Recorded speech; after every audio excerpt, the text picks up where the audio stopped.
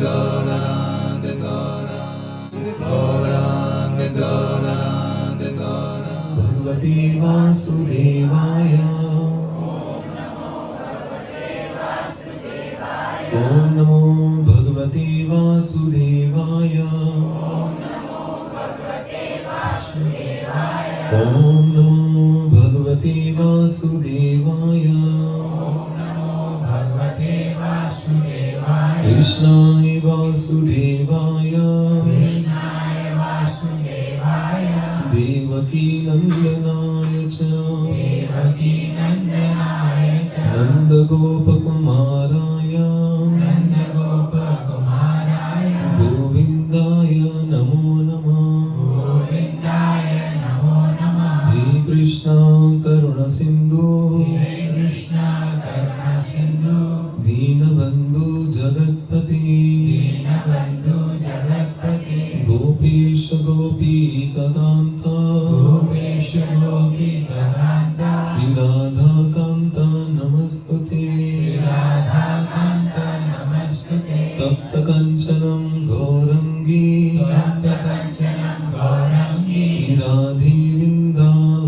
Shri Radhe Vrindavaneshwari. Vishvano Sute Devi.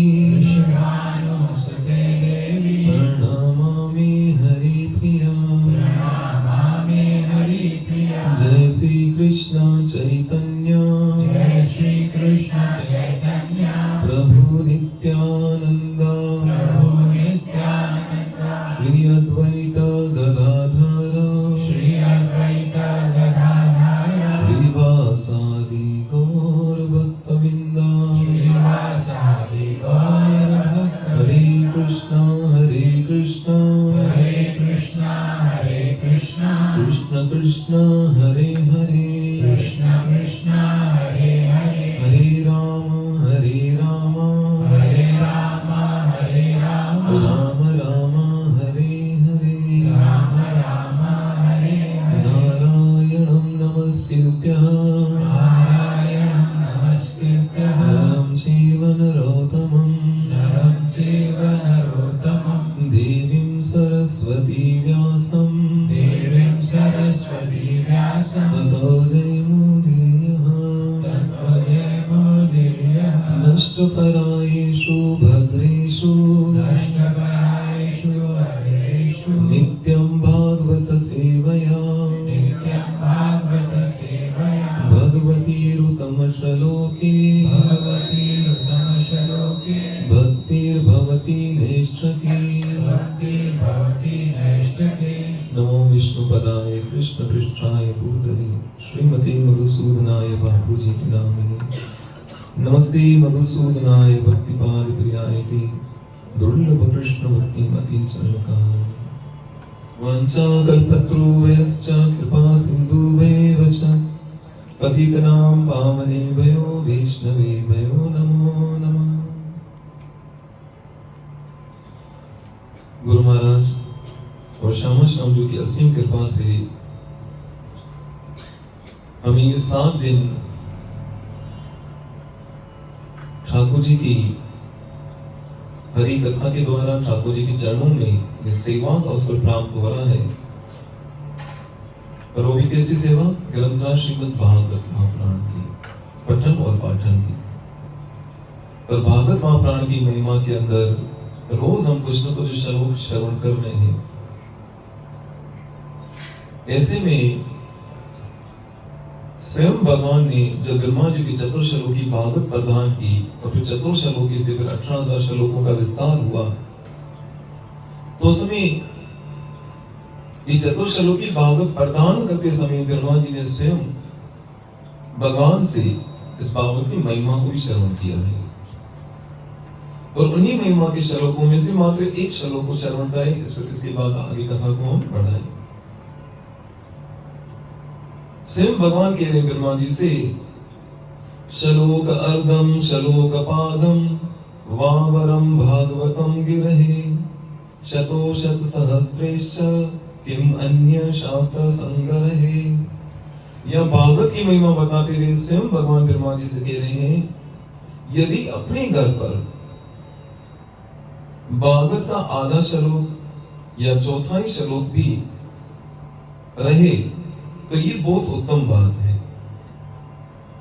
उसे छोड़कर सैकड़ों और हजारों तरह के अन्य ग्रंथों का संग्रह से क्या लाभ है?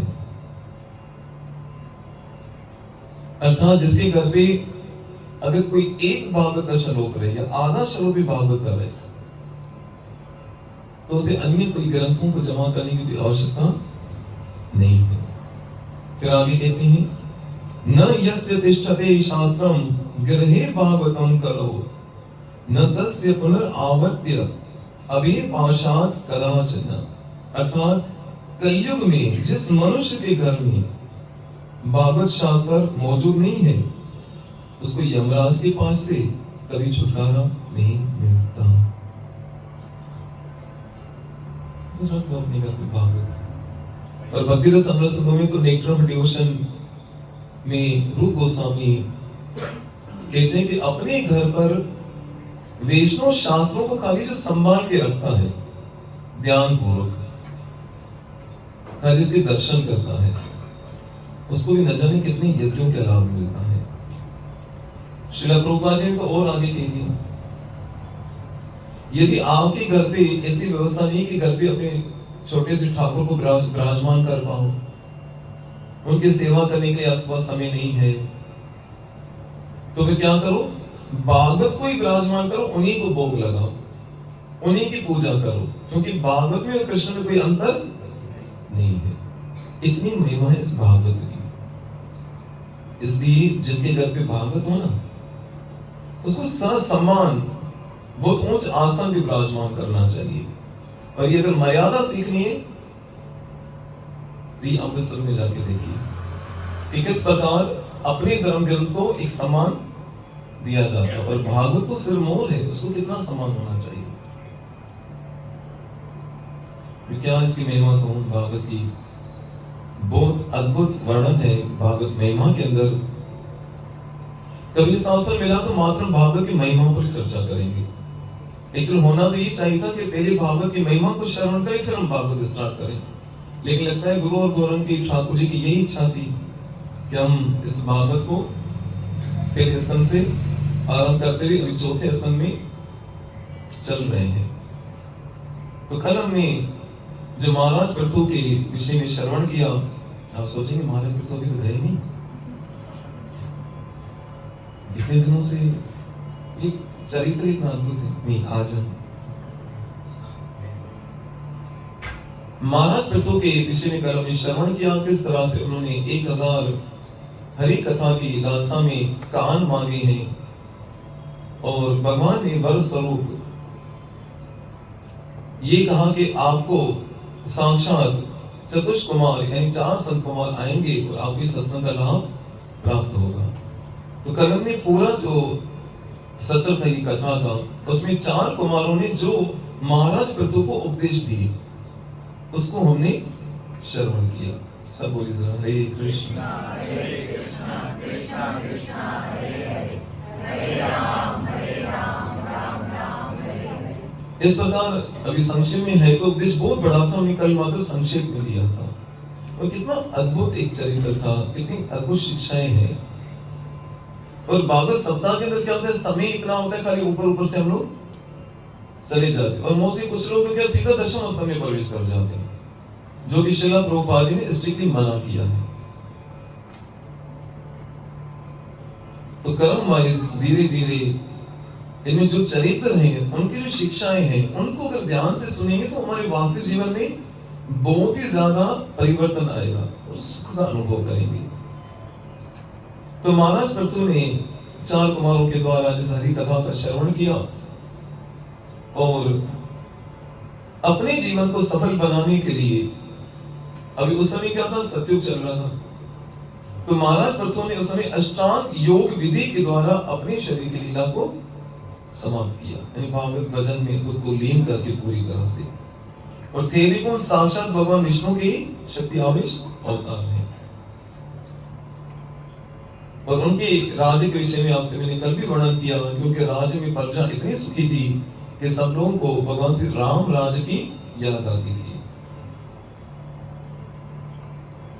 और जब महाराज कृष्ण ने अपनी लीला को विराम दिया तो उनकी धर्म पत्नी यानी कि अर्ची, जो कि साक्षात लक्ष्मी माँ का ही स्वरूप है, उन्होंने भी एक सती धर्म का अनुकरण करते हुए जो भी विद्या थी उन सबको पूर्ण करते हुए, अपने कर्तव्य को पूर्ण करते हुए महाराज पृथु के सहित अपनी शरीर लीला को विराम दिया है।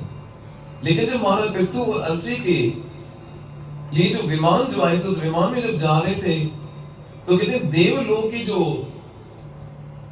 देवता हैं या देवियां हैं उस अर्ची और महाराज पृथु के गुणगान कर रहे थे कि कितना अद्भुत इनका चरित्र है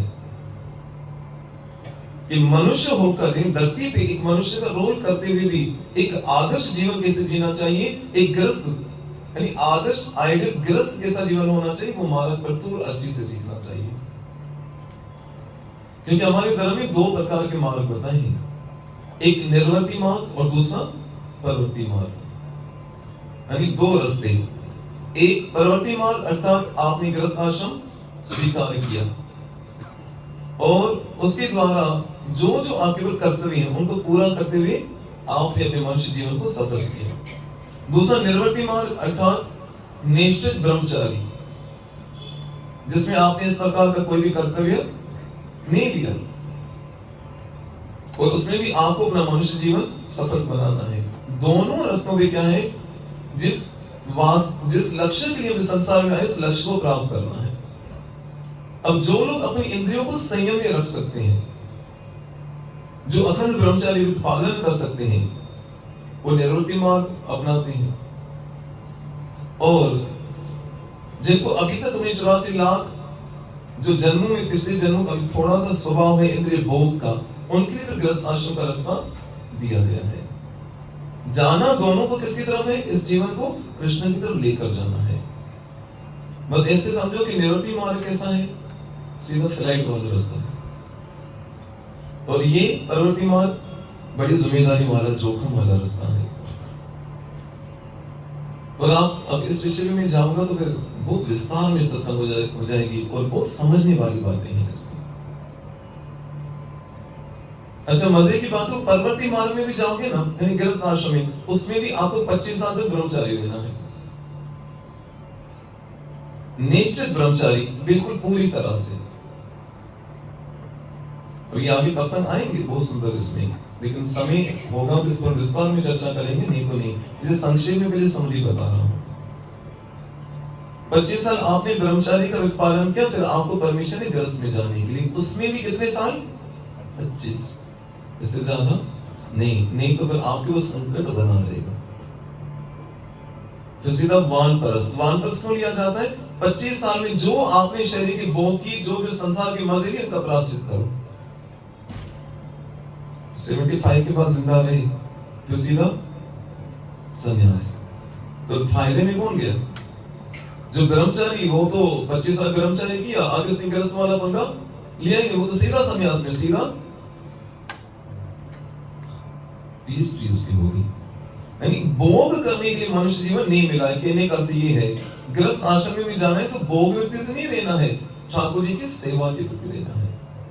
इसलिए हमारा सनातन धर्म, सनातन संस्कृति सिखाती है कि विवाह से पहले हमारे माइंड में क्या होना चाहिए कि अच्छे पति पत्नी कैसे बने, और विवाह के बाद ये नहीं सोचना चाहिए अच्छे पति पत्नी कैसे बने, ये विचार होना चाहिए अच्छे माता पिता कैसे बने।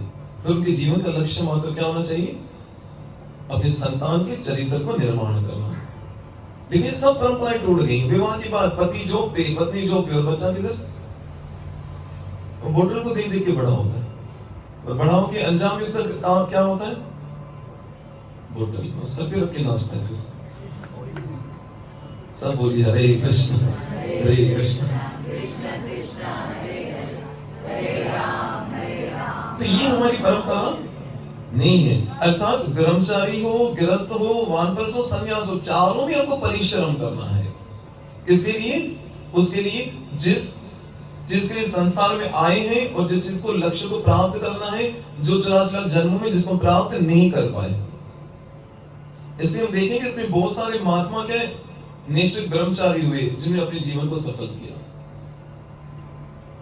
जैसे उत्कल के विषय में भी श्रवण किया, गुरु महाराज के पुत्र जिनको राज नहीं स्वीकार था, और भी बहुत सारे इसमें महात्मा है। और यहाँ पर हम आज देख रहे हैं कि पृथु महाराज और अर्ची, ये दोनों साक्षात भगवान विष्णु के अंश अवतार, शक्ति आवेश अवतार हैं। और अर्ची कौन है? स्वयं लक्ष्मी का अवतार है। इन दोनों ने एक आइडियल ग्रस्त जीवन पूरा करने के बाद अपने जीवन को पूरी तरह से कृष्णमय बनाया। ये होती लाइफ मैनेजमेंट। और आजकल क्या लाइफ मैनेजमेंट समझा रहे, मुझे समझ नहीं आता। इतना कमाओ, इतना बैंक बैलेंस इस आयु में होना चाहिए, ऐसा होना चाहिए, ऐसा होना चाहिए। कब तक? मेन जो जीवन का लक्ष्य वो हमारे हाथ से जाने नहीं चाहिए। तो इस प्रकार उन दोनों के इस गृहस्थ आश्रम को देखकर देवता तक उनकी सराहना कर रहे थे कि गृहस्थ होना चाहिए तो ऐसा होना चाहिए।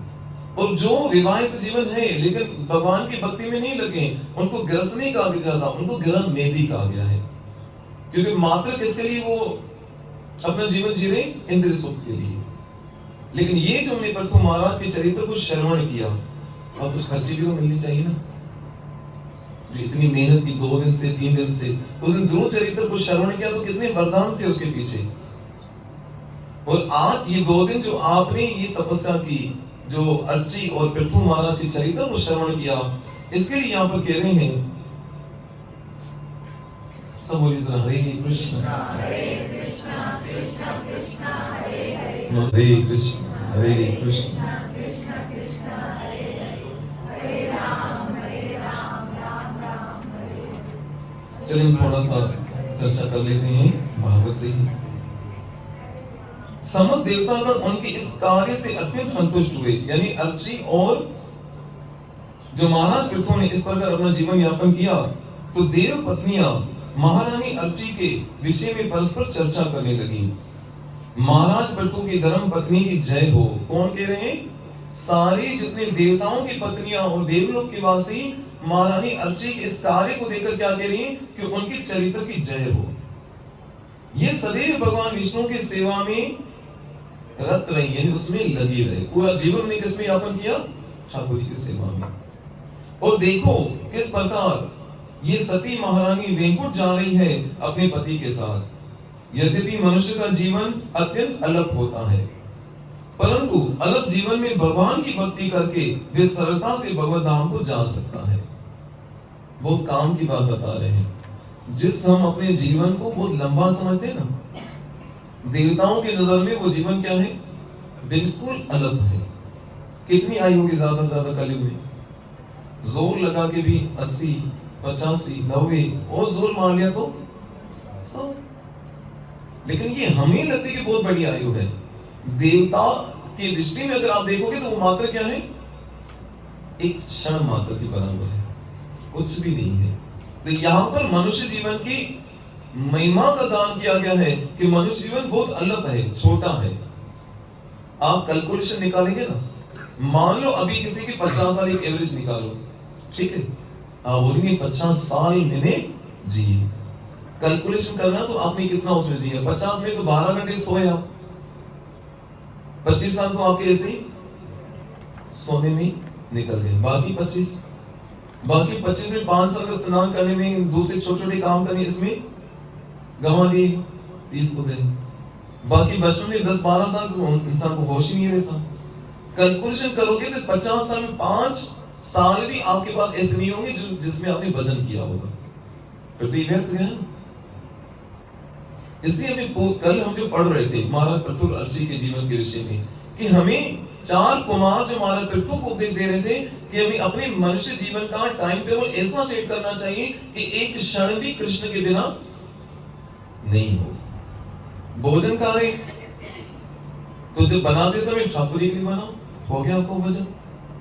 बात करनी है तो कृष्ण के विषय में करो, देखने जाना है तो ठाकुर जी को देखो, सुनना है तो कृष्ण लीला सुनो। यानी कह रहे थे ऐसा अपना जीवन दिनचर्या बनानी चाहिए जिसमें हमारे 1 मिनट भी कृष्ण कथा के बिना नहीं जाए। तब आप कह सकते हो कि आपने 50 साल जिए, नहीं तो जिए नहीं, खाली 50 साल काटे हैं। इसलिए महात्माओं का ये कथन है कि जब तक जीवन में गुरु और कृष्ण नहीं होते, जब तक जीवन में हरि कथा नहीं होती, तो जीवन मात्र कटता है। किससे पूछो ना कैसे जा रही भाई, बस यार कट रही है जैसे तैसे, कहते नहीं कहते, जैसे तैसे कट रही है। और वास्तव में जब जीवन में गुरु आते हैं, हरि कथा आती है, तो वो जीवन कहते हैं हम जी रहे हैं। तो वास्तव में हरि कथा में जीना सिखाती है। तो यहां कह रहे हैं कि मनुष्य जीवन एक तो दुर्लभ है और बहुत छोटा है, लेकिन छोटे से जीवन में बड़ा लाभ प्राप्त कर सकते हैं कि भगवत धाम को प्राप्त किया जा सकता है, जो देवता भी इसको प्राप्त नहीं कर सकते। इसलिए जितना हो अपनी परपंच को जीवन में कम करना चाहिए और भजन को बढ़ाना चाहिए। हम क्या करें, भजन को कम कर दें, भोजन खा के वजन को बढ़ा दें। तो साधन डॉक्टर के पास चक्कर लगाओ, सब बोलो हरे कृष्ण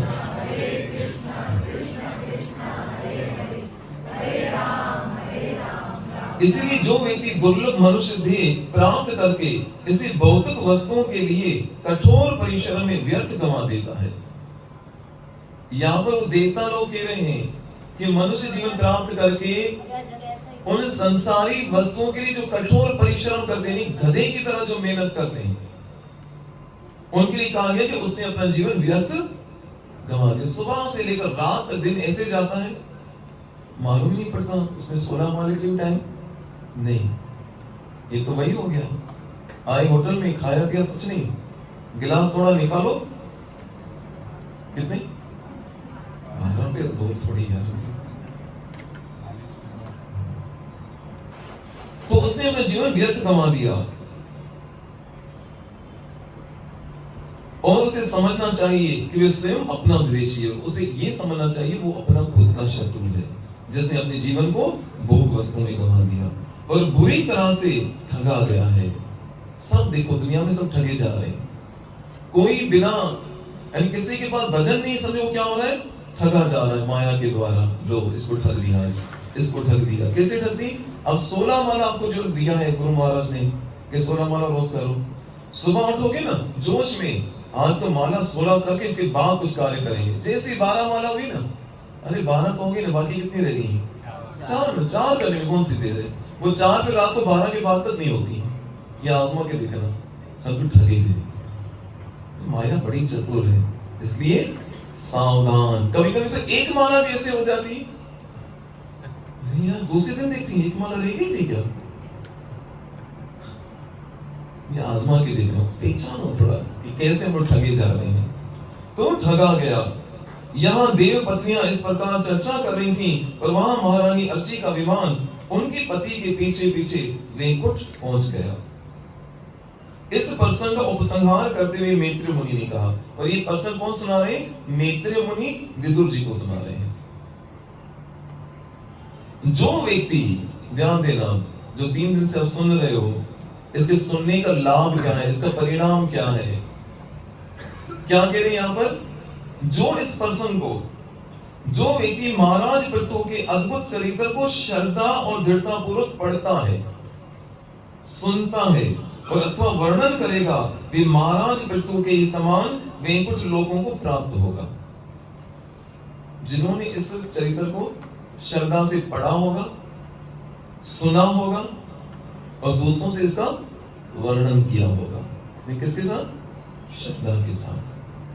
तो उसको यहाँ पर फलस्वरूप लिखा गया है कि वो महाराज पृथु के समान वैकुंठ लोगों को प्राप्त करेगा। यदि कोई निसंतान व्यक्ति आदर पूर्वक इस कथा को सुनता है तो वह अनेक संतानों का पिता बनेगा तथा निर्धन व्यक्ति धनवान बन जाएगा। अब खुश मत होना, एक जो वैष्णव होता है ना, ये है इन कथाओं के परिणाम। परंतु क्या है, हमारी बुद्धि के प्रलोभन से भरी पड़ी है। जरूर होती इच्छाएं पूरी, इसलिए कि नहीं, लेकिन जरूरी नहीं कि इस जन्म में पूरी हो। तो फिर इन इच्छाओं को पूरा करने के वापस इस संसार में आने के लिए तैयार है नहीं भाई, यहीं पे सब काट दो। इसीलिए चैतन्य महाप्रभु कहते हैं क्या है, चलो अन्य अभिलाषिता शून्यम, माइक में बोल जरा। चैतन्य महाप्रभु ने क्या बताया, इसका वरदान क्या बताया कि जो इस चरित्र को सुनता है, पढ़ता है, दूसरों को सुनाता है, वो महाराज पृथु की तरह वैकुंठ को प्राप्त करता है। चलो ये तो ठीक है, इसके आगे जो काम हो तो फिर और कलयुग में पता नहीं होगी तो बनी कैसी होगी। क्या चलोगे वो? मेरा मैं क्यों कम कर रहे हो भाई? श्री राधे खराब उसका है। हरे कृष्ण। यस। अन्य अभिलाषिता शून्यम ज्ञान कर्माद्यनावृतम अनुकूलेन कृष्णानुशीलम भक्ति उत्तमम। अर्थ भी बता दो। अन्य अभिलाषिता शून्य मतलब जब कोई प्योर डिवोशनल सर्विस में शुद्ध भक्ति में लगता है तो उसको अपनी अन्य अभिलाषिता में जितनी भी अन्य इच्छाएं उनको त्याग देना चाहिए, जो कि है जो सांसारिक इच्छाएं और जो निराकारवाद जैसे होता है। और मतलब संक्षेप में कहने का चाहिए कि वैष्णव के लिए क्या कहा गया, अन्य अभिलाषिता शून्य, उसको कृष्ण की इच्छा के सिवा और कोई इच्छा नहीं होती, सब इच्छाएं शून्य कर दो। या भगवान कह रहे तुम्हें ये फल मिलेगा वो फल मिलेगा, जी प्रभु लेकिन हमें तो आप चाहिए। यहाँ भी देखो थोड़ा सा जो भजे कृष्ण से बड़ा चतुर, कृष्ण को भजने वाला बड़ा चतुर होता है। कृष्ण के देखो संतान ले लो, कृष्ण की धन ले लो, भक्ति गीता नट करते तो संसारी में भले अच्छे। लेकिन वैष्णव क्या करता है, जो भजे कृष्ण से बड़ा चतुर, वो बड़ा चतुर होता है, वो कृष्ण से कुछ मांगता नहीं, कृष्ण से कृष्ण को मांग लेता है। इसलिए हम जब भगवान विठल के दर्शन करने जाते हैं तो संत तुकाराम जी का एक पद है, शनि भरी उबाचे, एक बहुत सुंदर एक पद में उनका वो श्लोक आता है हरि पाठ के अंदर कि एक क्षण के लिए अगर कोई भगवान विठल के सामने खड़ा हो गया, कितनी देर के लिए, एक क्षण के लिए, जो चारों मुक्तियां उसने साध ली हैं। लेकिन भक्ति तो समर सिंधु में बताए, भक्ति तो ये 5 प्रकार की मुक्तियां भी लेना नहीं चाहता। क्या करूंगा मुक्ति को प्रभु, मैं आपको देखना चाहता हूँ, आपकी सेवा करना चाहता हूँ। तो भक्त बड़ा चतुर होता है, उसे ये सब चीजें नहीं चाहिए होती हैं। इसीलिए कृष्ण से मांगना है तो कृष्ण को मांग लो, फिर आप समझो कि वाकई में चतुर हो। सब बोले हरे कृष्ण कृष्ण कृष्ण हरे हरे राम। तो इस प्रकार महाराज पृथु के चरित्र को श्रवण करने का जो फल आपने श्रवण किया, और ये जितनी भी हरि कथाएं, जितनी चर्चाएं हैं, जिनको श्रवण करें, हर किसी के पीछे एक वरदान है, एक आशीर्वाद है। और यहाँ बैठे बैठे क्या मिल रहा है हमें, ठाकुर जी की कृपा प्राप्त हो रही। जैसे सुनते जा रहे हैं हमें वरदान आशीर्वाद ये सब प्राप्त होते जा रहे हैं। और किसके मुख से निकल रहे, साक्षात उन महात्माओं के मुख से। इसके बाद महाराज पृथु ने जो अपनी लीला को विराम दिया, तो महाराज पृथु के बाद जो राजगद्दी पे बैठे उनके बड़े पुत्र जिनका नाम था विजिताशव, ये कौन थे, जिस समय पर महाराज पृथु यज्ञ कर रहे थे और इंद्र देवता क्या आ रहे थे, बार बार सन्यासियों के कपड़े पहनकर वो उनका घोड़ा चुरा रहे थे। और ये पृथु महाराज के पुत्र विजिताशव बार बार इंद्र को पीछे जाते, उनसे घोड़ा छीन के आते, लेकिन इंद्र को कुछ भी उसने, उसकी इस वेश नकली में भी कोई साधु बनता, उसका भी इतना आदर सत्कार किया जाता था उस समय। और इसके पृथु महाराज के बाद राजगद्दी पे बैठे कौन, विजिताशव। और उनकी राजगद्दी पर बैठने पर बड़े धर्मपूर्वक उन्हें राज चलाया। और इंद्र देवता ने उनको क्या किया, उसके उस व्यवहार से प्रसन्न होकर, कौन से व्यवहार से, कि जिस समय घोड़ा चुरा रहे थे उस समय उनसे कोई ऐसा अभद्र व्यवहार नहीं किया, उससे प्रसन्न होकर इंद्रदेव ने उनको एक शक्ति प्रदान की। और वो शक्ति कैसी थी, वो चाहते तो अंतर्ध्यान हो सकते, चाहते तो प्रकट हो सकते थे। और इस शक्ति के कारण उस विजिताशव का दूसरा नाम पड़ा अंतर्ध्यान। आप लोग ने मिस्टर इंडिया पिक्चर देखी, पुराने लोगों ने देखी होगी, क्या था उसमें, बोलो तो। एक घड़ी पहनता था, बटन दबाता था, सब गायब। मैं पढ़ रहा तो मैंने कहा यार इन्होंने पूरा प्रोड्यूसर ने यहाँ से ये आइडिया दिया होगा, मिस्टर इंडिया, मेरा नाम है चुन ये क्या सुन रही थी। और जब से वो गाना सुनने बच्चों ने घड़ियां लेना शुरू हो गई, मेरे पास वो वाली घड़ी है। बेचारी का हाल क्या हुआ, बाथरूम से तो निकली नहीं, सीधा ही हम लोग है ना। भाई दया करो, ये जो बड़े बड़े कलाकार होते हैं ना, ये लोग यहाँ से देखो आइडियाज निकालते हैं। ये अंतर्ध्यान शक्ति किसको मिली, महाराज पृथु के पुत्र विजिताशव को मिली। और उन्होंने बहुत धर्म पूर्वक अपना राज चलाया। सब बोलिए जरा हरे कृष्ण कृष्ण कृष्ण हरे हरे, हरे राम राम राम हरे। और ये कथा कहां से आरंभ हुई थी, जब मैत्रेय मुनि और विदुर के बीच में चर्चा चल रही थी कहा जब समय ध्रुव का विमान जाने लगा तो नारद मुनि अपने शिष्य ध्रुव से इतना प्रसन्न हुए कि उन्हें परचेताओं के यज्ञ में क्या किया था, 3 श्लोकों में ध्रुव महाराज की प्रशंसा की थी। तब विदुर जी ने पूछा कि परचेतागण कौन है? उसके उत्तर में ये सारा क्या चल रहा है, ध्रुव का वंश चल रहा है। अब इसके बाद इस विजेता शव जो पुत्र था जिनकी शक्ति प्रदान हुई, उनका एक नाम पड़ा अंतर्ज्ञान, और उन्हीं के बड़े पुत्र हुए प्राचीन बाहिर, और उनके 10 पुत्र हुए जिनको परचिता के नाम से जाना जाता है। सब बोलिए हरे कृष्ण कृष्ण कृष्ण हरे हरे राम। अब इस ध्रुव के वंश में जो राजा प्राचीन बाहिर हुए, उन्होंने अपने पुत्रों को बहुत सुंदर उपदेश दिया और कहा कि तुम विवाह करो और जो ब्रह्मा जी ने हमें कार्य सौंपा है कि संतान की उत्पत्ति करके इस संसार का विस्तार करो, तो आप विवाह कीजिए और संतान की उत्पत्ति कीजिए। परंतु उन परचेताओं ने, उन 10 पुत्रों ने प्राचीन भाई अपने पिता को कहा, हम ये जिम्मेदारी उठाने से पहले क्या करना चाहते हैं, तपस्या करना चाहते हैं। वो सीधा चले गए काम पर तपस्या करने के लिए। तो वन में घूम रहे थे, ऐसे घूमते घूमते एक बहुत सुंदर स्थान पे पहुंचे जहां पे बहुत सुंदर सरोवर था और बहुत अद्भुत वहां की महिमा बताई गई है। अभी वो वहां पर पहुंचे ही थे कि बहुत सुंदर उनको ध्वनि सुनाई दी, और जब कान लगा के ध्यान से देखा तो उस तरफ से महादेव जी प्रकट हो रहे हैं और उसके साथ बहुत सारे गण उनकी स्तुतियां गाते हुए उनके पास आ रहे हैं। सब बोलिए जरा हरे कृष्ण कृष्ण कृष्ण हरे हरे हरे राम। अब लिखने में तो एक लाइन लिखी है, क्या? प्राचीन भाई ने अपने 10 पुत्रों को कहा कि विवाह करो और संतान की उत्पत्ति करो। उन्हें कहा हम तपस्या करने जाएंगे। आप बोलो इसमें हमारे लिए क्या है? बहुत कुछ है। कितना बदल चुका है ना गृहस्थ आश्रम। वास्तव में जो गृहस्थ आश्रम होता है, हमारी सनातन संस्कृति में गृहस्थ आश्रम क्या है, वो भोग व्यक्ति से नहीं किया जाता विवाह। आज तो बड़ा दुर्भाग्य के जो लड़का या लड़की होते हैं वो क्या करते हैं, एक दूसरे के फिगर फीचर्स देखे, एक दूसरे का पैसा देखा, बस मंगनी पट गया, कोई गुण देखने की जरूरत ही नहीं। ऐसा नहीं था। ये भोग व्यक्ति वेस्टर्न कल्चर का दिया हुआ एक बहुत बड़ा हमारे ऊपर कलंक है। और विवाह होने से पहले हम अभी जो बच्चे बैठे हैं, रोज हमारा 1 घंटे का सेशन होता है लगभग ब्रह्मचारी के ऊपर। उसमें पढ़ रहे थे यदि किसी को गृहस्थ आश्रम में जाना है तो कम से कम गृहस्थ आश्रम में जाने से पहले 5 साल तक वो निष्ठित ब्रह्मचारी रहे। क्या करे? कठोर ब्रह्मचारी का व्रत पालन करे और अपने आप को कृष्णमय बनाए। फिर देखिए उस गृहस्थ का, वो गृहस्थ एक आइडियल गृहस्थ होगा और इस संसार के लिए वो एक आइडियल उसका क्या होगा, एक जीवन होगा। अब इसमें विस्तार में नहीं जाना चाहता हूं, लेकिन आज के इस को एजुकेशन ने ये पूरा सिस्टम बिगाड़ के रख दिया। अब यहां पर हम देख रहे हैं कि विवाह से पहले 10 परचेतागण कहां पे गए? तपस्या करने के लिए। अर्थात गृहस्थ आश्रम जाने से पहले अपने आप को इतना कठोर तपस्या करनी चाहिए कि जिससे हमारे हृदय से वो भोग वृत्ति पूरी तरह से समाप्त हो जाए। और मैं तो कहता हूं हर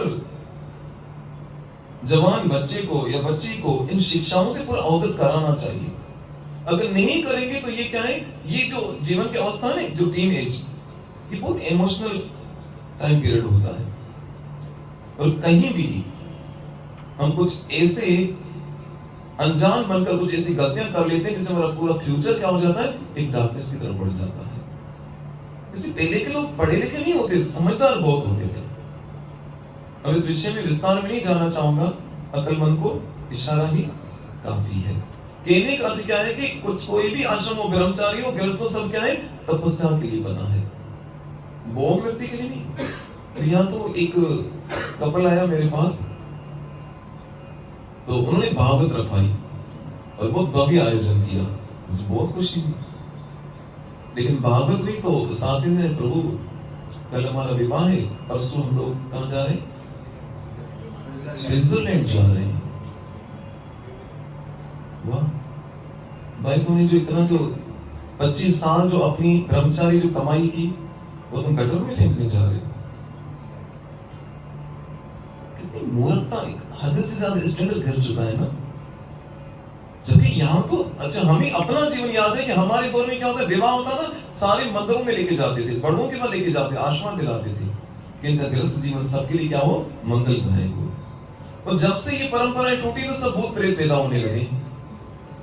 सही में अभी देखो नरोत्तम दास से पूछो, हम अभी आश्रम से आ रहे थे, एक्टिवा पे कोई व्यक्ति जा रहा है, कान में हेडफोन लगे, हाथ में मोबाइल है, और ट्रैफिक के बीच में ऐसे टेढ़ा मेढ़ा चल रहा है, और पीछे कोई फैमिली जा रही थी बाइक पे, पति पत्नी, उल्टा उसके गले पड़ गया। मैंने बेटा ये इनका दोष नहीं, ये यज्ञ से संतानें नहीं हुई है, ये स्विट्जरलैंड में जाके संतानें हुई है, इसलिए ऐसा इनका दोष नहीं है। सब बोलो जरा हरे कृष्ण।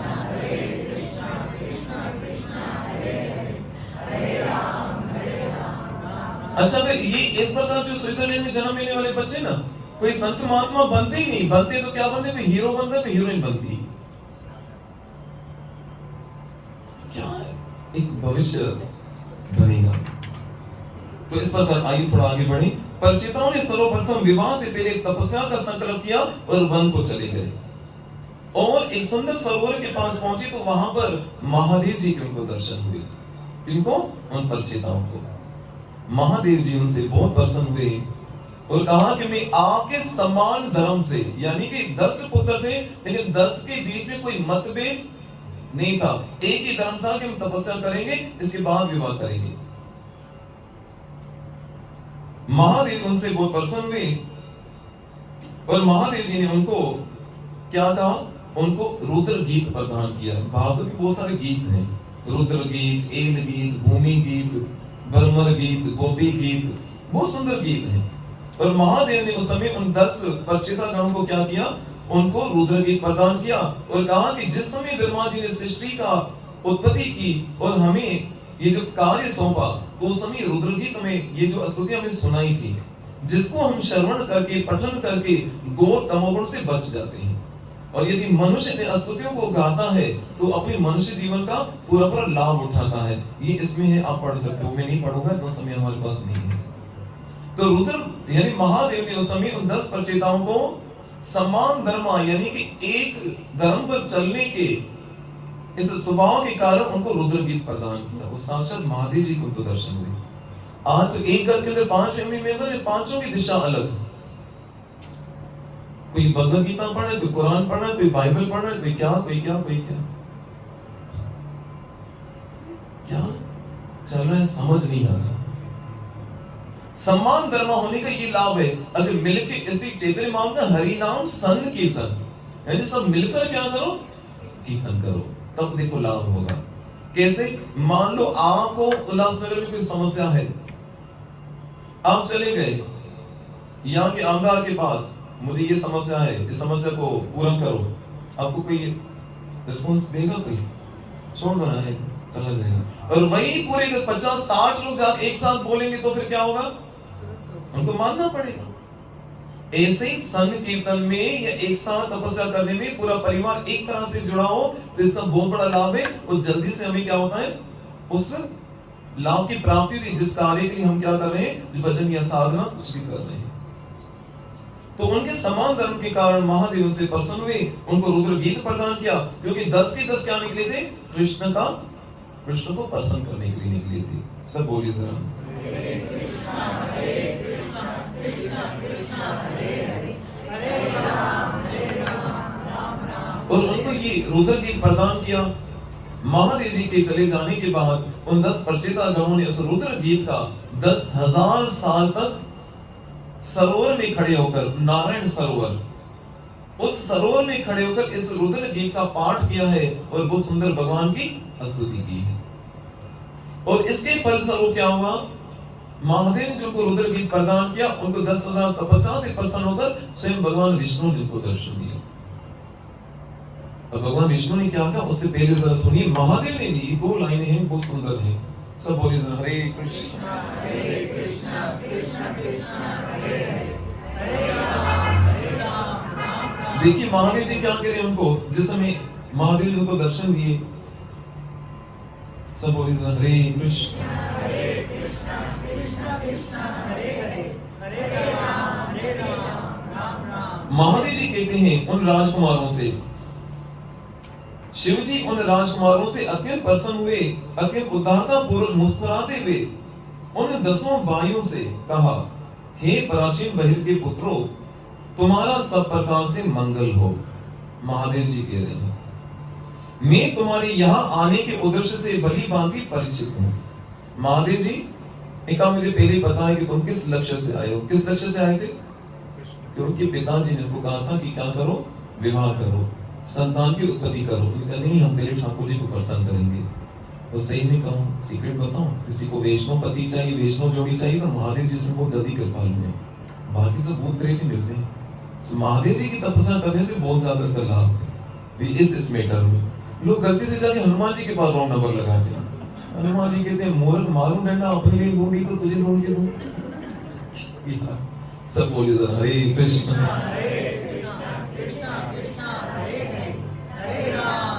इसी बच्चों से कहते हैं माइकल जैसन, ये आलतू फालतू जी जो उनको छोड़ के थोड़ा महादेव जी को थोड़ा पसंद किया करो। कम से कम आपको फ्यूचर को सुरक्षित होगा। ये पता नहीं किसके पीछे घूमते, कभी क्रिकेटर के पीछे, कभी हीरो के पीछे, कभी हीरोइन के पीछे, कभी पिक्चरों के पीछे, बेड़ा गर्क पूरा। और पिक्चरों का मैंने आपको बताया आज के लोग ज्यादा कर पिक्चरों को आइडल बनाते हैं। ऐसे कोई नई पिक्चर आए तो ऐसे जाएंगे, सत्यनारायण की कथा कंपलसरी पढ़नी, ऐसे देखने जाएंगे। अच्छा, उस पिक्चर में दिखाया क्या जाता है? शुरू में हीरो हीरोइन जिनको मिलने नहीं दिया जाता, बहुत झगड़े होते हैं, मार कुटाई होती है, आखिर में दोनों मिलते हैं, गाना गाते हैं, पिक्चर एंड। बस यहाँ पर वाह क्या पिक्चर थी, हीरो हीरोइन मिल गए। अच्छा, मिल गए, विवाह हुआ, इसके बाद क्या एक दूसरे के जो बाल नोचते हैं ना, वो दिखाते नहीं। वो कोई दिखाए तो कोई पिक्चर देखे ही नहीं, बस लोग यहीं तक देखते हैं, फिर जाके क्या करते हैं, बेड़ा गर्क करते हैं। बस इस पिक्चर में ऐसा हुआ था ना, हम भी इस तरह से इतिहास रचेंगे। क्या खा के इतिहास रचोगे? वो बच्चों को स्कूल भेजेगा, वो बेचारा डिमांड पूरी करने में जिंदगी गंवा देगा। इसे आइडल बनाने तो अपने जो इतिहास में इतने सुंदर चरित्र है, इनको सुनना चाहिए। सही में ये जो पिक्चरें बनाते ना, इसके बाद को दिखाते, इसके बाद क्या होने वाला है, बस वहीं पे दिखाते हैं। बस हीरो हीरोइन मिल गए, बस विलन सब मर गए। सब बोलिए हरे कृष्ण।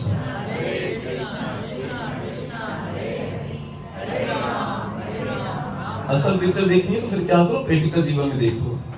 मुझसे कभी भी बच्चे आते, प्रभु शादी करनी चाहिए कि नहीं करनी चाहिए? अगर कोई लड़का होगा उसको कहता हूँ, बेटा तू पूछो मत, अपने बाप की हालत देखो, खुद डिसाइड करो। कोई अगर बच्ची होती वो कहती शादी करो, मैं बेटा अपनी माँ की हालत देखो, इसके बाद डिसाइड करो। Simple formula.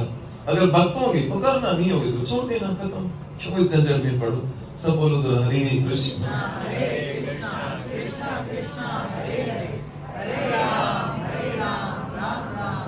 तो यहाँ पर महादेव जी कह रहे हैं कि मैं भली भांति परिचित हूं कि आप क्यों यहाँ पर आए हो, इसलिए तुम जान लो कि जो व्यक्ति, अब ध्यान से सुना, महादेव जी आखिरी लाइन में क्या कह रहे हैं? कौन कह रहे हैं? महादेव जी।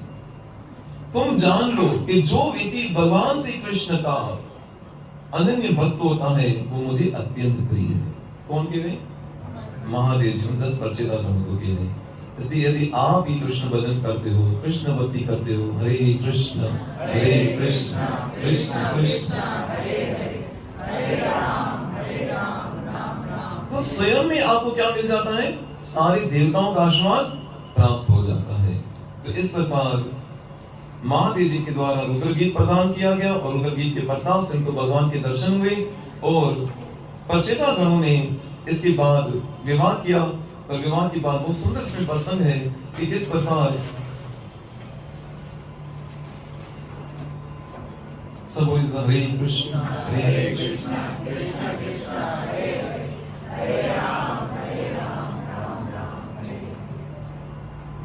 एक बहुत अद्भुत उनके विवाह का प्रसंग इसमें आता है, उसको हम नहीं पढ़ रहे हैं, समय हमारे पास नहीं। लेकिन जब तक 10 परिचिता गण उस समय पर ये तपस्या कर रहे थे तो उनके पिताजी प्राचीन बहिर। अब यहाँ पर हमारा एक जो मेन जो टॉपिक स्टार्ट होता है, जो हमारे जीवन से पूरा लागू होता है।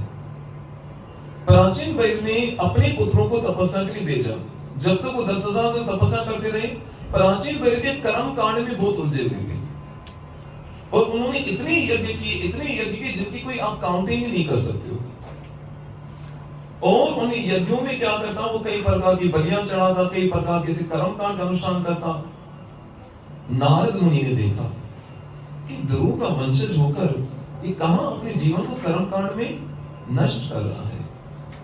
तो नारद मुनि क्या हुए, सीधा आए प्राचीन बहर के पास और कहा कि ये सब तुम क्या कर रहे हो, ये तो मनुष्य जीवन का लक्ष्य नहीं है। तुमने इतने सारे यज्ञ किए हैं, लेकिन यज्ञ तुम कर रहे हो किस लक्ष्य के लिए कर रहे हो, क्यों कर रहे हो। तो नारद जी ने बहुत सुंदर उपदेश दिया, पर वो प्राचीन भाई ने कहा कि मैं आपसे प्रार्थना करता हूँ, मेरी बुद्धि अपने कर्म कांड में इतना उलझ के रह गई है, जैसे हम लोग भी देखते हैं ना, पता चले खाली इस महीने में ये होना है, इस दिन ये करने से ये होना है, उस दिन करने से ये होना है, फलाना बाबा ये करके देता है, वो बाबा ये करके देता है, उसने ये मंत्र बताया, उसने ये मंत्र बताया, फौरन हमारा मन उसकी तरफ भाग जाता है। पर भूल जाते हैं कि चैतन्य महाप्रभु ने सबसे श्रेष्ठ मंत्र में दिया है, जिसको महामंत्र कहते हैं, हरे कृष्ण कृष्ण कृष्ण हरे हरे राम। तो इस प्रकार उनकी ये बुद्धि देखकर नारद मुनि को दया आई कि ध्रुव इतना बड़ा महान भक्त हुआ और ये इनके वंशज प्राचीन वे कहीं अपने कर्म कांड में किस समय जीवन को व्यर्थ गंवा रहे हैं। तो प्राचीन वे ने कहा कि मेरी बुद्धि पूरी तरह से उलझ चुकी है। सब बोलिए जरा हरे कृष्ण कृष्ण कृष्ण हरे हरे राम राम। और चैतन्य महाप्रभु कहते हैं जो कृष्ण भक्ति के पथ पे चल रहे हैं ना, उनके लिए ज्ञान कांड, कर्म कांड, अर्थ विषय कांड, उनके लिए दोनों रास्ते लाभ नहीं देने वाले। तो नारद ने बहुत समझाया लेकिन नहीं समझे। तो नारद जी ने कहा कि सुनो, अब मैं तुम्हें क्या दिखा रहा हूं, अपनी योग शक्ति से उन पशुओं को दिखा रहा हूं जिन पशुओं की तुमने बलि दी है। क्योंकि जो विधि पूर्वक पशु बलि दी जाती है ना, वो तुरंत क्या बन जाता है, मनुष्य बन जाता है। और जो विधि पूर्वक नहीं दी जाती वो फिर प्रतीक्षा करती कब ये आएगा तो इसमें बदला लूंगा। नारद जी ने उस समय पर अपनी योग शक्ति से आकाश पर क्या दिखाया, उन सारे पशुओं के उनको दर्शन कराए हैं। किसको, प्राचीन बहिर को, अपनी योग शक्ति से। और कहा कि देखो उन सारे पशुओं को, ये सब अपने सींगों को ऐसे तान कर खड़े हैं कि कब तुम्हारी मृत्यु होगी सब तुम्हें देख कर तुमसे अपना बदला देंगे। जितने भी तुमने पशुओं की बलियां दी हैं सब प्रतीक्षा कर रहे हैं तुम्हारी। प्राचीन बाहर लेकिन इसके बाद भी उनकी बुद्धि काम नहीं कर रही थी। नारद जी ने कहा ये इतना आसानी से समझने वाला नहीं है। तो प्राचीन वेद को नारद जी ने फिर क्या किया, एक बहुत सुंदर आख्यान सुनाया है जिसको कहते हैं पुरंजन आख्यान। क्या कहते हैं, पुरंजन आख्यान। अभी सुनना, ये कथा सीधा हमारे जीवन पर लागू होगी। दो मित्र थे, एक का नाम था पुरंजन और उसका एक मित्र था जिसका नाम था अज्ञात। और वो दोनों क्या थे, बहुत अच्छे मित्र थे।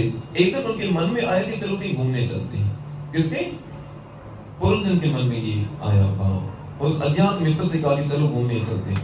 वो घूमने निकले, शहर में, गांव में, देश में, विदेश में घूमते घूमते घूमते कितना ही समय निकल गया। और घूमते घूमते वो एक समय पर एक ऐसे नगर में पहुंचे जो नगर बहुत सुंदर दिख रहा था। और उस नगर के 9 बड़े द्वार थे, 9 उसके द्वार थे। वो अज्ञात मित्र उस पुरंजन के साथ घूम रहा था। तो पुरंजन ने कहा कि चलो आज इस नगर में चलकर देखते हैं। अज्ञात मित्र ने कहा यार बहुत समय हो गया घूमते घूमते, चलो वापस घर चले, तो यहां घूम के फिर चलते हैं। अज्ञात मित्र ने कहा ठीक है तुम चलो, लेकिन देखो कहीं बुलबुले में भूल मत जाना मुझे। ऐसे तुम वहां पर मजे करने में, एंजॉय करने में, घूमने फिरने में लग जाओ और मुझे भूल जाओ। तो जैसे वो 9 द्वार वाले नगर में जब प्रवेश हुआ तो उस जगह पर, उस 9 द्वार वाले नगर के अंदर वहां की चमक दमक, वहां की जो ऐश्वर्य को देखकर पूरी तरह से क्या हो गया, वायड़ा हो गया। और उस नगर में उसको एक सुंदर स्त्री दिखी।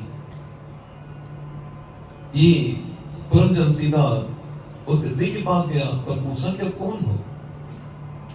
उसने कहा मुझे नहीं पता मैं कौन हूं, बस इतना पता है कि इस नगर की मैं मालकिन हूं, इस नगर की मालकिन हूं और मेरे 11 सेनापति हैं और इस नगर के जो रक्षक हैं वो 5 मुख वाला एक सर्प है जो इस नगर की रक्षा करता है। तो कहा तुम्हें अपने माता पिता का पता नहीं, तुम्हारा विवाह भी नहीं हुआ, पता नहीं, तो मेरा भी नहीं हुआ। जटमंगी हट गया। पुरंजन ने क्या किया, उससे स्त्री के साथ विवाह कर दिया, उसका नाम पड़ा पुरंजनी। अब दोनों उस 9 द्वार वाले महल में रहते और खूब मौज करते। कभी इस द्वार से निकल के जाके मौज करते, कभी पिक्चर देखने जाते सिनेमैक्स में, कभी सुबह को गार्डन में घूमने जाते दोनों शॉर्ट पहन के। सब बोलो घर की कहानी है। सब बोलो हरे कृष्णा हरे कृष्णा राम बचाए। कभी कुछ शाम के टाइम पे गोल मैदान में खाने के लिए कुछ है, कभी बड़ा पाव, कभी रगड़ा पेटिस, कभी वो जंबो बड़ा, कभी क्या। ऐसे 9 द्वारों से क्या करते और रोज घूमते जाते और इतना वो आनंद मना लेते कि वो जो पुरंजन था उस अज्ञात मित्र को तो भूल ही गया, जिसने कहा था कि सावधान यार तुम देखो भूल मत जाना। लेकिन इतना खो गए, इतना समय निकल गया। ऐसे में एक दिन एक बड़ा शक्तिशाली राजा आया जिसका नाम था चंडवेग। क्या नाम था? और उसकी एक बहन थी, उस बहन का नाम था जरा। क्या नाम था? जरा नहीं है, जरा। उसकी बहन का नाम था जरा। और वो अपने भाई के साथ जहां भी भटकती तो क्या देती, अपने लिए कोई दूल्हा ढूंढती। लेकिन कहीं उसको कोई विवाह के लिए स्वीकार ही नहीं करती, इतनी बदसूरत थी वो, इतनी कोरूप थी। रोज भाई से कहती चंडवेग से, भैया मुझे क्यों नहीं कोई अपनाता, क्यों नहीं कोई अपनाता। चंडवेग को गुस्सा आया कि ठीक है अब तुम चुन लो, कोई विवाह नहीं करेगा जबरदस्ती उसके गले पड़ जाना, नहीं पहने वरमाला पहना देना। पकड़ दी, जैसे छोटे बच्चे को ना मुंह पकड़ के दवाई पिला दे, पाँव पकड़ दे। तो ये जो जरा नाम की जो चंडवेग की बहन थी वो घूमते घूमते सीधा वो भी वर ढूंढ के कहां पे पहुंच गई, उसी नगर में पहुंच गई जिसके 9 बड़े द्वार थे। बस नगर में पहुंची, देखा वहां तो मजे लगे पड़े और दृष्टि पड़ी किसके ऊपर, पुरंजन के ऊपर। उस जरा ने कहा पुरंजन से, भाई सॉरी हमारे धर्म में नहीं कहा जाता, हमारे धर्म में नहीं कहा जाता, बाकी जगह चलता है, भाई बोल के भी। सब बोलो हरे कृष्ण हरे। जरूरी भाई वो वाला हो, ब्रदर नहीं, दूसरा तो भाई होता है ना। हाँ? भाई सुनते हो नहीं सुनते हो, पति को भी नहीं बोलते कई लोग भैया। तो उसको उस जरा ने उसको कहा कि देखो मैं कंवारी हूं और तुम मुझे पसंद आ गए, मैं तुमसे विवाह करना चाहती हूँ। पुरंजन ने उसकी शक्ल देखी, बोलता राम राम राम, मेरे कर्म फूटे, तुमसे विवाह करो। बोलता अच्छा अभी बता दिया। सीधा गया अपने भाई के पास, चंडवेग के पास, ये मुझे पसंद आ गया है। जिस पंखा को पसंद आए थे कौन? पहले राम जी पसंद आए, फिर लक्ष्मण। पता नहीं कहकर क्यों घूमते रहे अपनी नाक कटवाने के लिए, अपने भी परिवार की भी। आखिर में मिला के नाक ही कटवानी पड़ी ना। ठाकुर जी से प्रार्थना करो जो प्रारंभ में होगा तुम्हारे मत्थे लगने लगेगा, क्यों इतना फालतू की प्रपंच करते हो। वो जरा ने अपने जाके चंडवेग भाई को कहा कि देखो ये मुझे, यहाँ पर भाई कहा या सही कहा कि ये मुझे पसंद आ गया, लेकिन विवाह करने से मना कर। अच्छा इसकी ये हिम्मत, तो लो मैं तुम्हें क्या करता हूं, एक जबर नाम का शस्त्र देता हूं और भय नाम का सेनापति देता हूं और 720 या 730 तुम्हें अंगरक्षक देता हूं, जो गोरे हैं और काले, कुछ अमेरिकन थे कुछ साउथ अफ्रीकन थे शायद। 730 तुम्हें क्या अंगरक्षक देता हूं, अगर तुमसे विवाह नहीं करे तो इसको धमका के भी क्या करना, विवाह करना। ये कुल सारी सेना को लेकर, उस भय नाम के सेनापति को लेकर और जबर नाम के शस्त्र को लेकर उस नगर में प्रवेश कर गई, जबरदस्ती घुस गई। और वहां पर जाके उन सैनिकों ने क्या क्या किया, पहले तो 11 जो सेनापति उनको सेना से पहले उसको तो मार मार के, टपड़ियां मार मार के पूरा ठंडा कर दिया, दीने पड़ गए सब। फिर सीधा घुस गए पुरंजन के पास और पुरंजन के साथ जबरदस्ती विवाह कर दिया। ये चिल्लाए, आए मैं मर गया, मैं लुट गया, क्या हुआ, मेरी पुरंजनी मेरे बिना नहीं रह सकती, ये नहीं होगा वो नहीं होगा। और उसके वियोग में जरा के साथ ज्यादा टाइम चल नहीं पाया, हार्ट अटैक हो गया। लेकिन मरा तो याद किसको कर रहा था, पुरंजनी को। और भगवद गीता में कहा है, अंत काले चमाम एव स्मरण मुक्तवा कलेवरम या प्रयादि समुद्भावम या नास्ति अत्र संशय, कि अंत मति सोगति। अब वो पुरंजनी को याद करके मरा था तो दूसरा जन्म उसका जाके क्या हुआ, स्त्री बना। और स्त्री बना। तो स्त्री बना तो फिर उस जन्म में उसको जाके फिर विवाह हुआ, उसके बच्चे हुए, और उसका जो पति था इस समय पे जो उसका देहांत हुआ तो ये उसमें दुखी हो गया, दुखी हो गई। हाँ, पुरंजन क्या बना था? पुरंजनी। वो जाके फिर स्त्री का, स्त्री के मुंह में मरा तो स्त्री बना। अब उस पति के विरोध में वो इतना रोए कि मैं क्या करूं, किधर जाऊं, ये हुआ वो हुआ। ऐसे में उसका जो अज्ञात मित्र था ना, जो वो ढूंढता ढूंढता उसके पास आ गया, वो ब्राह्मण का स्वरूप धारण करके आया। उसने कहा, क्यों भाई तुम चिल्ला क्यों रहे हो? चिल्ला क्यों रहे हो? क्या सीधा बोले, चिल्ला क्यों रही हो? अरे तू पहचान खुद को, तू है कौन, और मुझे पहचान। तो कौन हो तुम? मैं तो तुम्हें नहीं जानती। बोले, मूर्ख, तू पहचान, तू पुरंजन था। मेरे साथ तू नगर भ्रमण करने गया था और वहां जाकर तू मुझे भूल गया, और उस स्त्री के मोह में तूने अपने प्राण छोड़े तो तुम क्या बने? स्त्री बने। न ये तुम्हारा पति न वो तुम्हारा पत्नी थी, असल में तो तुम मेरे मित्र थे, मेरे साथ घूमने आए थे। खुद को पहचानो और मेरे साथ चलो। एक वो गाते ना असल में, तुम ढूंढो मुझे गोपाल में भूली गैया तेरी। तो पहचानो। तब उसको जब ये याद कराया तो उसको अपना पिछला जन्म याद आया कि किस प्रकार एक स्त्री के मोह में, उस भोग के चक्रों में उस अज्ञात मित्र को भूल गए। नारद मुनि प्राचीन भाव को ये सारा आख्यान सुनाया, पूछा कुछ समझ आया? पल्ले पढ़ा? आप लोग के पल्ले पढ़ा? सब बोलो जरा, हरे कृष्णा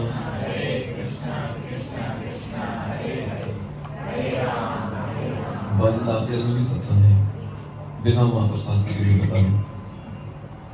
क्या मुझे नहीं समझ आया? नहीं समझ आया तो उसको समझाया, और समझने की कहानी हमारी है। वो 9 द्वार वाला जो नगर था वो क्या? वो हमारा शरीर है। 7 द्वार, ये 2 4 6, कितने पे? मुंह पे देते, 2 कान, 2 आंखें, 2 नथने, 6, एक मुंह, 7 द्वार तो ये रहे। 2 से 2 द्वार मलमूत्र विसर्जित करने के। ये 9 द्वार वाला ये जो नगर था वो क्या है? वो हमारा शरीर है। वो अज्ञात मित्र कौन था? वो साक्षात परमात्मा थे। और वो पुरंजन कौन था? और पुरंजन कौन था? वो साक्षात आत्मा थे। परमात्मा अज्ञात मित्र थे और आत्मा क्या है? वो पुरंजन था। ये नगर नगर में भटकते वो कहां से आया था? 84 लाख जन्मों में भटकते भटकते किस में आया था? इस 9 द्वार वाले नगर में आया। और यहां पर उस पुरंजन को, यानी कि उस आत्मा को क्या मिला? कि बुद्धि प्राप्त हुई प्रारब्ध के अनुसार, उसके साथ से विवाह कर दिया। इस बुद्धि को पुरंजनी कहा गया है। अब जैसे बुद्धि के नाचे खाए सब उसके कहने पे चले, और इसके बुद्धि के चक्कर में वो करते करते कब उस पर ये कौन आगे? चंडवे कहते काल को, यानी कि समय को। और जरा जो थी उसकी बेल, वो कौन थी? वो था बुढ़ापा, जिससे कोई विवाह करना नहीं चाहता। भी समझ आया? किसकी कहानी है? हमारी कहानी है। और जरा नहीं उससे विवाह करना, जो जबरदस्ती से विवाह किया, तो वो जो पुरंजनी के जो 11 जो सेनापति थे वो क्या थे?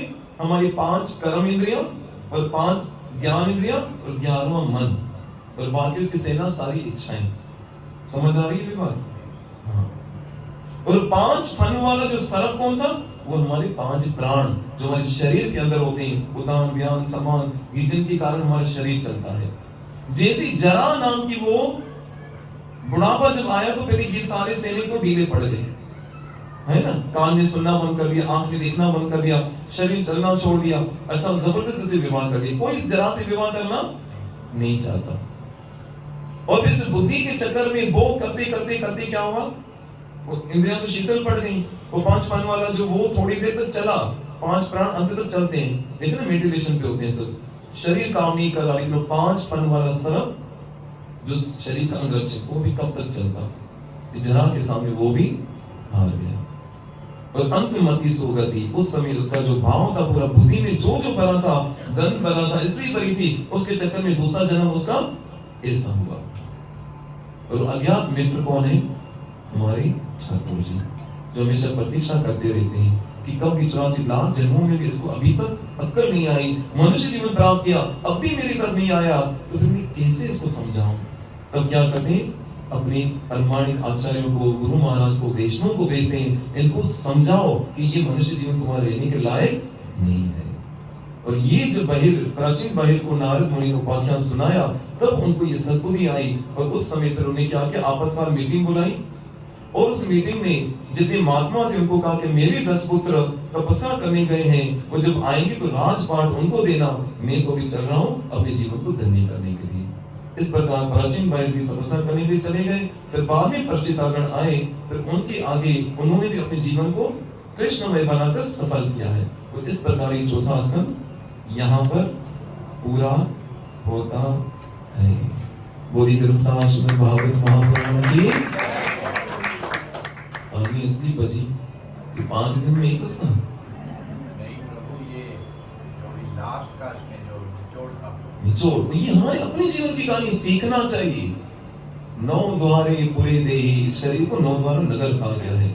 इसमें आत्मा इस बुद्धि के साथ क्या हो गया, मेल हो गया। जैसे बुद्धि कहती ऐसे आत्मा करती, पर परमात्मा साक्षी रूप में प्रतीक्षा करती। कब आएंगे, जैसे भगवान विठल को प्रतीक्षा कर रहे हैं, कब आएंगे मेरी तरफ।